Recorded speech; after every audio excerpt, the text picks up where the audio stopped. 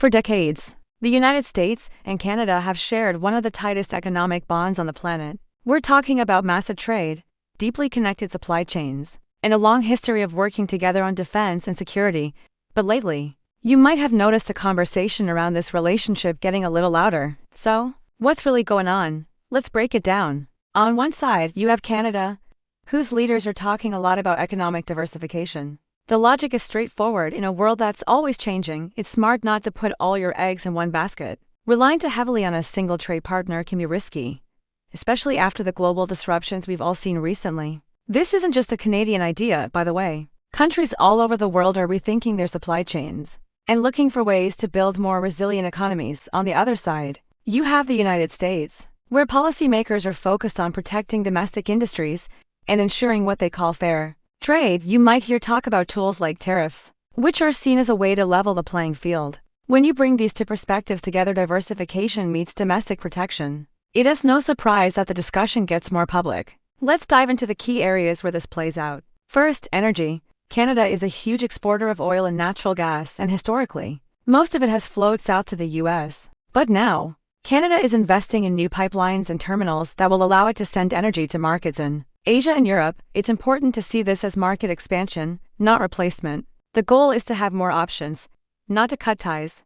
Then there are critical minerals. We're talking about lithium, cobalt, nickel, the essential ingredients for everything from electric vehicle batteries to advanced electronics. Both the US and Canada are racing to secure stable supplies of these materials, recognizing that they are the building blocks of the future economy. This is an area where cooperation is actually deepening, as both countries want to reduce their dependence on less stable sources. And we can't forget about manufacturing. The auto industry is a classic example. A single car part might cross the US-Canada border multiple times before it ends up in a finished vehicle. The same goes for aerospace and many other sectors. This integration is so deep that any major trade disruption would hurt businesses on both sides. That's a powerful incentive for both governments to find common ground through negotiation rather than heading for a split. Of course, leadership styles matter. Different leaders use different language to talk about their economic goals. Some might sound tough and confrontational, while others focus on stability and long-term planning. But it's crucial to look past the rhetoric. The real relationship is built on contracts, shared institutions, and powerful economic interests that have been in place for a very long time. And let's not forget, the defense and security partnership remains rock solid. Intelligence sharing and continental defense through organizations like NORAD continue, just as they always have. These foundational elements aren't going anywhere.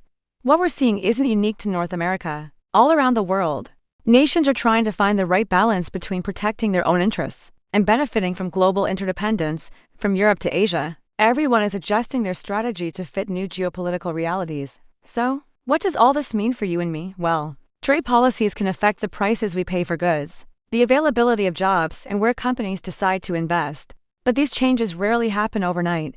They are gradual. Businesses adapt, governments negotiate, and markets adjust.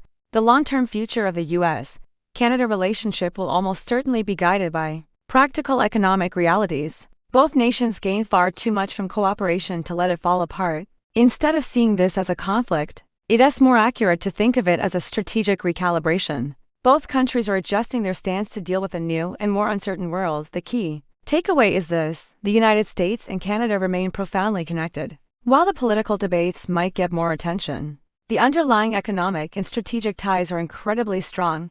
In today's global economy, being resilient and flexible is the name of the game. Countries are preparing for the unexpected while holding on to the partnerships that have served them well. As things evolve, it's best to focus on the facts, the economic fundamentals, and the ongoing dialogue that keeps this vital relationship moving forward. Thanks for watching. If you found this breakdown helpful, be sure to like this video and subscribe for more insights into the forces shaping our world. See you next time.